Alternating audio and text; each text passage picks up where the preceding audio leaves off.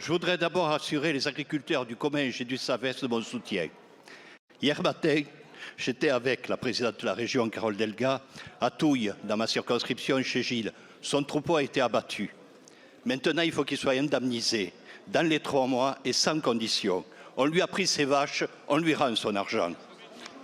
J'étais hier soir avec la ministre et les éleveurs, et je vous le dis et le redis, madame, si on n'associe pas les éleveurs d'Occitanie à l'élaboration des protocoles, on n'y arrivera pas. Madame la ministre de la Santé, mardi dernier, la presse révélait un véritable scandale au sein de l'aide sociale à l'enfance. Le jeune Elliot, garçon de 8 ans, s'est fait raser la tête par des éducateurs en guise de sanction. Ils s'en sont ensuite vantés sur une boucle WhatsApp. Jeune éducateur, j'ai vu des enfants tondus car ils avaient des poux. Après ma formation qui nous apprend à accompagner les enfants avec bienveillance et associer les familles, je pensais ne plus revoir ce genre d'acte.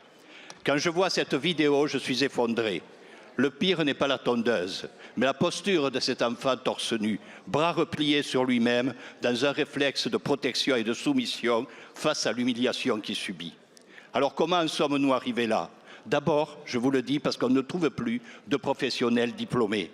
Les vocations se font rares, car qui accepterait de travailler les soirées jusqu'à 23 heures, un week-end sur 2, Noël et jour de l'an, pour 1 600 € par mois? Et je pense aujourd'hui aux travailleurs sociaux en grève. Travailler avec des enfants en rupture, parfois violents, nécessite des revenus dignes et une formation solide. Nous le devons à ces enfants. Il faut redonner du sens et un cadre à ceux qui s'en occupent. Ce qui s'est passé dans cet établissement n'est probablement pas un fait isolé. Il faut davantage de contrôles et des contrôles par l'État, pas par des officines payées par les établissements eux-mêmes. Alors, Madame la Ministre, que comptez-vous faire pour protéger ces enfants? Allez-vous repenser les méthodes des contrôles des établissements du social et du médico-social pour éviter les dérives existantes?